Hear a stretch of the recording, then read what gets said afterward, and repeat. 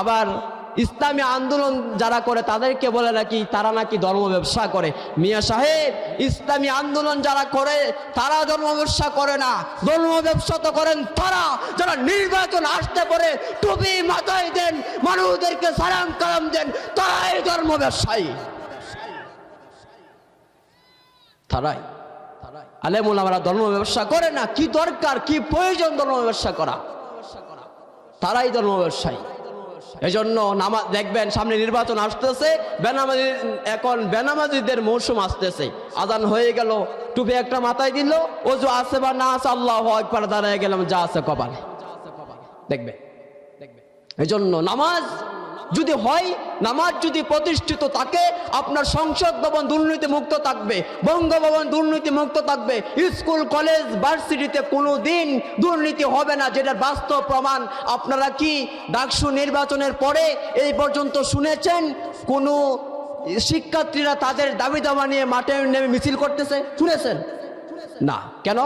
কারণ ওই জায়গার মধ্যে যারা আছে ওরা নামাজি। ওরা কারা? ওরা নামাজি। এজন্য নামাজি লোক যদি আপনার পরিবারে থাকে, পরিবারের শান্তি। নামাজি লোক যদি রাষ্ট্রে থাকে, রাষ্ট্রেও শান্তি। নামাজি লোক যদি পরিবারে না থাকে, পরিবারে বরকত। নামাজি লোক যদি রাষ্ট্রে না থাকে, রাষ্ট্রের মধ্যে কোনো বরকত নাই, দুর্নীতি ছাড়া কিচ্ছু নাই, জানেন? এজন্য আগামী দিনে খুব বুঝে শুনে কাজ দিবেন। আগামী দিনে কোন সাবধানে সামনের দিকে পা ফেলাবেন।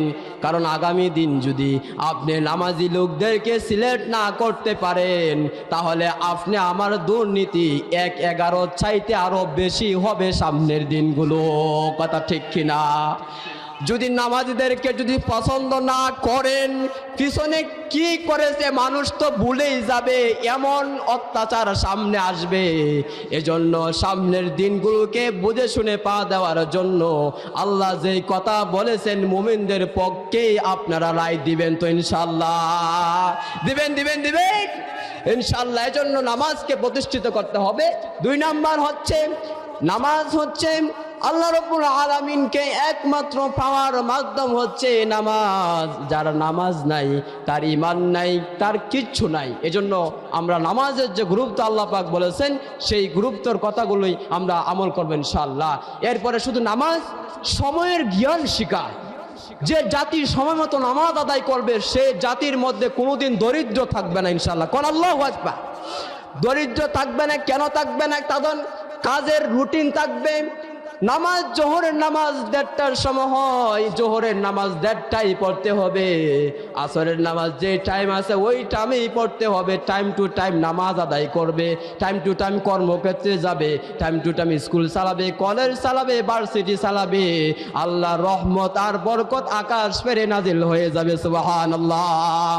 আল্লাহ রাব্বুল আলামিন বলেছেন যে মুমিন, ইমানদার মুমিনরা যদি আমি আল্লাহকে ভয় করে, আর যদি আমি আল্লাহকে ভয়, যদি ঈমান আনে, আমি আল্লাহকে ভয় করে, তাহলে আকাশ আর জমিনের সমস্ত বরকতের দরজাগুলি আমি আল্লাহ পাক তাদের জন্য খুলে দিব। সুবহানাল্লাহ। এজন্য নামাজ লাগবে, নামাজ লাগবে। কিয়ামতের দিন মানুষ যে জাহান্নামে যাবে, তার সবচেয়ে বড় কারণ হচ্ছে কিয়ামতের দিন জাহান্নামীদেরকে জিজ্ঞাসা করা হবে জাহান্নামে কেন আসতো। জবাবে তারা বলবে যেন ক্বালু লাম নাকু মিনাল মুসাল্লিন ওয়া লাম নাকু নুতঈমুল মিসকিন। আমরা নামাজ পড়তাম না আর এতিম মিসকিনদেরকে আমরা খাবার দিতাম না, এই কারণে জাহান্নামে এসেছি। কন নাউযু বিল্লাহি মিন যালিক। এজন্য যারা নামাজ না পড়বে কোথায় যাবে? যারা নামাজ না পড়বে কোথায় যাবে? জাহান্নামে যাবে। আর এতিম মিসকিনদের হক যারা আদায় না করবে, ওরাও কোথায় যাবে? এতিম মিসকিনদের সবচেয়ে বড় হক হচ্ছে সরকারের উপরে। কথা বলেন ঠিক কিনা? এতিম মানে অসহায়, এতিম মানে দরিদ্র, মিসকিন মানে নিঃস্ব। এদেশের মধ্যে অনেক নিঃস্ব অসহায় মানুষ আছে, বেকার, কাজ করতে জানে না, পারে না, কর্মক্ষেত্র নাই, তার খাবার নাই, ঘোরাফেরা করে। এই জন্য কিয়ামতের দিন সবচেয়ে ওই সমস্ত মানুষ আল্লাহর দরবারে আসামি হবে যারা এতিম মিসকিনদেরকে খাবারও দিত না, খাবারের জন্য উৎসাহ করত না। এজন্য এরপরে নামাজ হচ্ছে সমস্ত আমলের মূল হচ্ছে নামাজ, আর নামাজ পড়লেই অন্যায় কাজ থেকে বিরত থাকে, এর আল্লাহ পাক বলেছেন। কিন্তু আমরা যে নামাজ পড়ি, এই নামাজ তো আমাদেরকে অন্যায় কাজ থেকে, পাপের কাজ থেকে বিরত রাখতে পারে না, কিন্তু আল্লাহ বলছেন ফিরায়। কথা কাটটা ঠিক জুড়ে, কথা কাটটা ঠিক আল্লাহটা, কিন্তু আমরা পারি না কেন? আমরা যেহেতু পারি না, নিশ্চয়ই আমরা কোথাও ভুল করতেছি। আমাদের ভুলটা হচ্ছে, 1 নম্বর ভুল হচ্ছে আমরা নামাজে যা পড়ি তা আমরা জানি না। যদি এখনই বলা হয় যে সামি আল্লাহু লিমান হামিদা অর্থ কি জানি না, রব্বানা লাকাল হামদ অর্থ কি জানি না, এমনকি ওযুর মধ্যে কটা ফরজ তাও অনেকের জানা নাই। তাহলে এই নামাজ আপনাকে কেমনে ফিরাবে পাপের কাছ থেকে? নামাজের মধ্যে আইডিয়া না হচ্ছে বান্দা, তুমি যে আল্লাহর জন্য নামাজ পড়তেছো, তোমাকে আইডিয়া দিচ্ছে, গ্যারেন্টি দিচ্ছে বান্দা সামি আল্লাহু লিমান হামিদা, তুমি যে আল্লাহর প্রশংসা করছো এটা এমন নয় যে আল্লাহ রাব্বুল আলামিন শুনছেন না, দেখছেন না। আল্লাহ পাক তুমি নামাজে যা পড়ছো সব শুনতে পাচ্ছেন এবং তিনি দেখতেছেন। সুবহানাল্লাহ, সুবহানাল্লাহ। এটা নামাজ গ্যারেন্টি দিচ্ছে আপনাকে। আর নামাজই হচ্ছে সমস্ত নবীদের জন্য আল্লাহ পাক, সমস্ত নবীদের যুগেই আল্লাহ পাক নামাজকে তিনি ফরজ করে দিয়েছিলেন। শুধু মুহাম্মদ সাল্লাল্লাহু আলাইহি সাল্লামই নয়, আদম আলাইহিস সালাম থেকে শুরু করে যত নবী এই ধরার বুকে আল্লাহ পাক দিয়েছেন, সমস্ত নবীদেরকে আল্লাহ রাব্বুল আলামিন তাদেরকে নামাজ তিনি দান করেছিলেন। আল্লাহ রাব্বুল আলামিন বলেন وَجَعَلْنَاهُمْ أَئِمَّةً يَهْدُونَ بِأَمْرِنَا وَأَوْحَيْنَا إِلَيْهِمْ فِعْلَ الْخَيْرَاتِ وَإِقَامَ الصَّلَاةِ وَإِيتَاءَ الزَّكَاةِ وَكَانُوا لَنَا عَابِدِينَ وَجَعَلْنَاهُمْ أَئِمَّةً يَهْدُونَ بِأَمْرِنَا, আমি সমস্ত নবীদেরকে নেতা বানিয়েছিলাম। কে বলেছেন? সমস্ত নবীদেরকে নেতা বানিয়েছিলাম। কথাটা কে বলেছেন? আর আমি তাদের প্রতি ওহী করেছিলাম, আমি আদেশ দিয়েছিলাম যে মানুষের জন্য কল্যাণকর কাজ করবে, আর নামাজকে প্রতিষ্ঠা করবে, যাকাতকে আদায় করবে। ওয়াকানু লানা আবিদিন, আর তারা ছিল আমার সকলেই বাধ্যগত অনুগত বান্দা। সুবহানাল্লাহ। সমস্ত নবীদেরকে আল্লাহ পাক নামাজের অর্ডার দিয়েছিলেন। শুধু এখানে শেষ নয়, হযরতে মুসা আলাইহিস সালামকে আল্লাহ রাব্বুল আলামিন যেদিন তিনি নবুয়ত দান করলেন, সাথে সাথে তিনি নামাজের অর্ডার করলেন। আল্লাহ পাক বলেন ইন্নানি আনাল্লাহ লা ইলাহা ইল্লা আনা ফা'বুদনি ওয়া আকিমিস সালাতা লিযিকরি। ইন্নানি আনাল্লাহ, নিশ্চয় আমি আল্লাহ, লা ইলাহা ইল্লা আনা, আমি ছাড়া কোনো মাবুদ নাই, কোনো ইলাহা নাই, কোনো উপাস্য নাই। ফা'বুদনি, আমার দাসত্ব করো, ওয়া আকিমিস সালাতা লিযিকরি, এবং আমার স্মরণার্থে নামাজকে প্রতিষ্ঠা করো। সুবহানাল্লাহ। নবীদেরকে আল্লাহ পাক সাথে সাথে নামাজের অর্ডার তিনি দিয়েছিলেন। শুধু সমস্ত নবীদেরকে তিনি এরকম ভাবে তিনি নামাজের অর্ডার তিনি দিয়েছিলেন। এজন্য মুমিন ইমানদার সরকারের সর্বপ্রথম দায়িত্ব হচ্ছে নামাজকে প্রতিষ্ঠা করা। 1 নম্বর দায়িত্ব কি? কোন? নামাজকে প্রতিষ্ঠা করা। 2 নম্বর হচ্ছে যাকাতকে আদায় করা। 2 নম্বরের দায়িত্ব কি? যাকাতকে যদি আদায় করে ইসলামী অর্থনীতি যদি সমাজ এবং রাষ্ট্রে সর্বত্র ছড়িয়ে পড়ে, এই দেশের মধ্যে আর সুদ আর চলবে না। সুদ চলবে? বলে যেহেতু সুদ চলবে না, এজন্য সুদখোরেরা চায় না ইসলাম ক্ষমতায় আসুক। যেহেতু সুদ বন্ধ হয়ে যাবে, এজন্য লাইফ ইন্স্যুরেন্স গুলাও চায় না ইসলাম ক্ষমতায় আসুক। শুধু ওই সুদখোরেরা, আল্লাহ পাক নিজেই বলে দিয়েছেন যে যত এই পৃথিবীতে যে সমস্ত পাপিষ্ঠ আর অপরাধীরা ছিল নবীদের দুশমন, নবীদের শত্রু। আচ্ছা, নবীদের শত্রু কেন ছিল?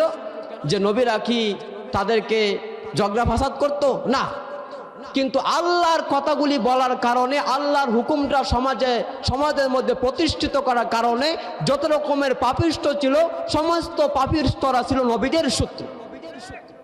তদ্রুপভাবে আলেম উলামারা চায় আল্লাহর আইন দেশে জারি হোক, আল্লাহর আইন দিয়ে দেশ চলুক। আলেম উলামারা চায় সর্বত্র মানুষ শান্তির নীড়ের মধ্যে বসবাস করুক। এজন্য যারা পাপিষ্ঠ, মদখোর, জিনাখোর, হাইজাকার, ওই দুর্নীতিবাজ এরা কোনোদিন চায় না 56,000 বর্গ মাইল আল কোরআন দিয়ে শাসন হোক, এরা চায় না, এরা কোনোদিন চায় না, চায় না। এই জন্য থাক বা না থাক, আপনি আমার রায় তো আল্লাহর পক্ষেই দিব। কি বলেন? কেউ থাক বা না থাক, সূর্য যেরকম ভাবে পূর্ব দিগন্তে উদয় হবে, পশ্চিম দিগন্তে অস্ত যাবে, আকাশ আর জমিন সাক্ষী। এই জমিন 56,000 বর্গ মাইল আল কোরআন দিয়ে পরিচালিত হবে। এইটাও তেমন সত্য, এটাও তেমন সত্য। কেউ চায় নাই ভার্সিটিগুলা দুর্নীতি মুক্ত হোক, কেউ চায় নাই, কিন্তু ভার্সিটিও দুর্নীতি মুক্ত হয়েছে ইসলামী ছাত্র শিবিরের মধ্য দিয়ে। আগামী তো যখন ইসলামী সরকার, জনগণের সরকার ক্ষমতায় আসবে, ইসলামী অর্থনীতি চালু হবে, সমস্ত অন্যায় অবিচার সুদের চাকায় একেবারেই নিচে নেমে যাবে। কথা বলেন ঠিক কিনা? এজন্য ইসলামী সরকারের দ্বিতীয় নম্বরের দায়িত্ব হচ্ছে ইসলামী অর্থনীতি, জাকাত ভিত্তিক অর্থনীতি চালু করা। কয় নম্বরের দায়িত্ব বলেন? বলেন কয় নম্বরের দায়িত্ব? ইসলামী সরকারের 2 নম্বরের দায়িত্ব হচ্ছে অর্থাৎ জাকাত ব্যবস্থা চালু করা। 3 নম্বরের দায়িত্ব হচ্ছে সৎ কাজের আদেশ দেওয়া। 3 নম্বরের দায়িত্ব কি? 3 নম্বরের দায়িত্ব কি? সৎ কাজের আদেশ দেওয়া। আচ্ছা, সৎ কাজের আদেশ আমরা এখন যে জায়গার মধ্যে আছি, এটাকে আপনাকে আদেশ দিতে পারবো না অনুরোধ করতে পারবো? অনুরোধ যে ভাই আল্লাহর হস্তে নামাজটা পড়েন, ভাই আল্লাহর হস্তে মদ খায়েন না, জিনা করিয়েন না, ব্যভিচার করিয়েন না, এটা আপনাকে অনুরোধ করতে পারবো, কিন্তু আদেশ করতে পারবো না। কেন? কারণ আদেশের জায়গায় তো আমি এখনো নেই, এজন্যই আপনাকে আদেশ করতে পারবো না। কিন্তু আল্লাহর কথা অনুযায়ী যদি মুমিন বান্দারা যদি ক্ষমতায় যায়, আদেশের জায়গায় যদি তাকে আইন পাশ হবে, আগামীকাল থেকে মদ আর অশ্লীল সিনেমা আর অশ্লীল নাটক এই দেশের মধ্যে চলবে না। যদি চলে ওয়াজ করা লাগবে, ওয়াজ করা লাগবে না, এমনিতেই দেখবেন ওটুবদ্ধ হয়ে যাওয়া শুরু করে দিয়েছে। আল্লাহ নবী সাল্লাল্লাহু আলাইহি সাল্লাম এই হিকমত অবলম্বন করে সমস্ত দুর্নীতি এবং সমস্ত অন্যায় অবিচারকে তিনি বন্ধ করতে পেরেছিলেন। এজন্য পৃথিবীতে যত রাষ্ট্রপ্রধান আর মহানায়ক আসুক না কেন, সর্বোত্তম সকল মানুষের জন্য আদর্শ রাষ্ট্রপ্রধান, সকলের দিক দিয়ে আদর্শ উত্তম মহানায়ক হচ্ছেন মুহাম্মদুর রাসূলুল্লাহ সাল্লাল্লাহু আলাইহি সাল্লাম। তার শাসন আমলে কোনো দুর্নীতি ছিল না। এমনকি সাহাবায়ে কেরামের শাসন আমলেও বাঘে এবং সিংহে, বাঘ এবং ছাগল এক ঘাটে পানি খেয়েছে, বাঘ ছাগলকে কোন রকম ভাবেও ধরে নাই। এর কারণ হচ্ছে কোরআনের বরকত, ইসলামী অর্থনীতির বরকতে আল্লাহ রব্বুল আলামিন তাদের মধ্যে ইনসাফ দিয়েছিলেন। সুবহানাল্লাহ। এজন্য যদি ইসলামী অর্থনীতি চালু হয়, সমাজে শান্তি হবেই হবে নিশ্চিত। বেকার যুবকেরা তাদের কাজের সন্ধান পাবে, এমনকি বিধবারাও তাদের অধিকার থেকে, তারা ন্যায্য অধিকার থেকে বঞ্চিত হবে না। সমস্ত মানুষ সুখে শান্তিতে দিন কাটাবে। এটাই হচ্ছে ইসলামী সরকারের কল্যাণকর ইসলামী অর্থনীতির একটা রূপরেখা। দ্বিতীয় নম্বরে হচ্ছে সৎ কাজের অর্থাৎ সৎ কাজের আদেশ করবেন। সৎ কাজের আদেশ মানে হচ্ছে, তো বললামই যে আগামীকাল থেকে যদি ইসলামী সরকার যদি ক্ষমতায় আসে, পার্লামেন্টে আইন পাশ করা হবে, আগামীকাল থেকে মুহাম্মদ সাল্লাল্লাহু আলাইহি সাল্লামের বিরুদ্ধে, ইসলামের বিরুদ্ধে যারা কটূক্তি করবে, সর্বোচ্চ শাস্তি জনতার সামনে ওদের মৃত্যুদণ্ড দেওয়া হবে।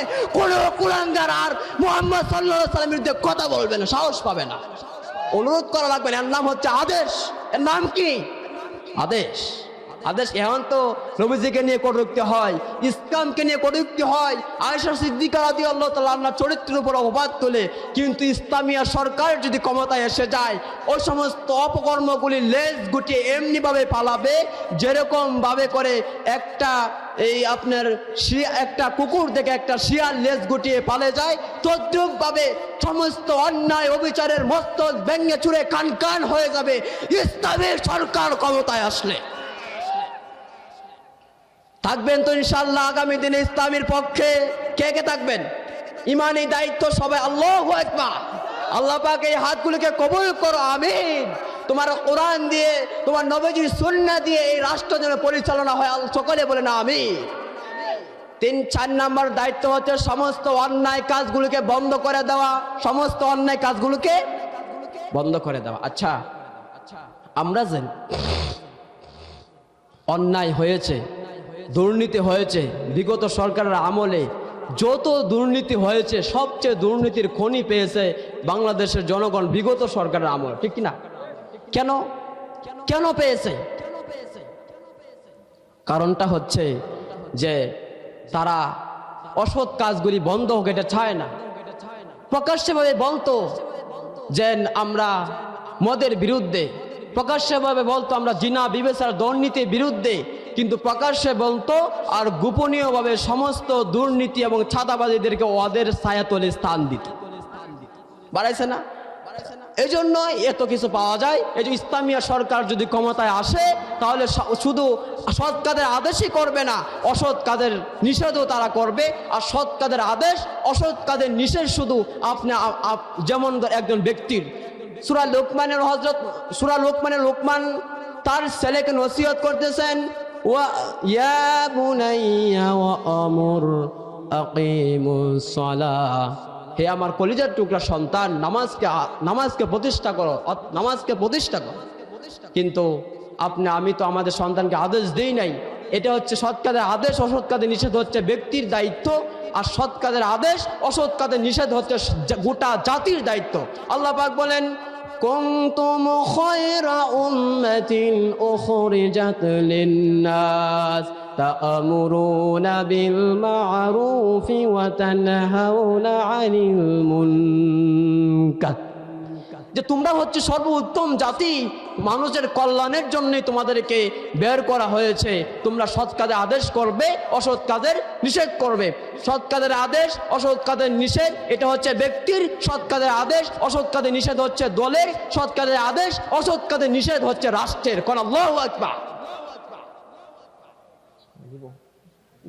সৎ কাজের আদেশ, অসৎ কাজের নিষেধ হচ্ছে রাষ্ট্রের। যেই পর্যায়ে যত বড় অসত্য আসবে সেই থার্মোমিটার দিয়ে মেপে এটাকে 2 হাতে এটাকে বন্ধ করে দেওয়া হবে। এই জন্য এগুলো হচ্ছে ইসলামী সরকারের, এগুলো হচ্ছে রূপরেখা। আল্লাহ রাব্বুল আলামিন তিনি যে বলে দিয়েছেন এতক্ষণ বলা শুনলাম, আল্লাহ পাক আমাদেরকে আমল করা তৌফিক দান করুন। যে কথাগুলি না বললে নয়। আপনারা দেখেছেন আজকে এখানে একটা হাদিয়া যুবকদের পক্ষ থেকে এসেছে। দাওরা হাদিস যখন যাত্রাবাড়িতে যখন শেষ করি, বুখারী দর্শে খতমে বুখারীর দিনে তারা বলেছিলেন যে আপনার জন্য আমরা কিছু হাদিয়া দিতে চাই। আমি নেইনি। এই এলাকার অনেক যুবক আমাকে সবাই মহব্বত করে, আলহামদুলিল্লাহ, আমি নেইনি। এখনও তারা তাদের আয়োজনে তারা করে আমার জন্য ক্ষুদ্র হাদিয়াটুকু নিয়ে আসছে। এটা টাকা পয়সা দিয়ে হয় না, এটা হয় ভালোবাসা, মহব্বত দিয়ে। এই জন্য ভাই দুস্থ বুজুর্গ, ইসলামী এই 1 নং মৌগাতি 24শে জুলাই ছাত্র পরিষদের যে সংগঠন সভা, এটা আগামী দিনেও এটা পরিসরে হবে ইনশাল্লাহ। এটা এই মাঠেই হবে ইনশাল্লাহ। তাফসিরুল কোরআন মাহফিল নেত্রকোনার মধ্যে এটা খুব কম নেই।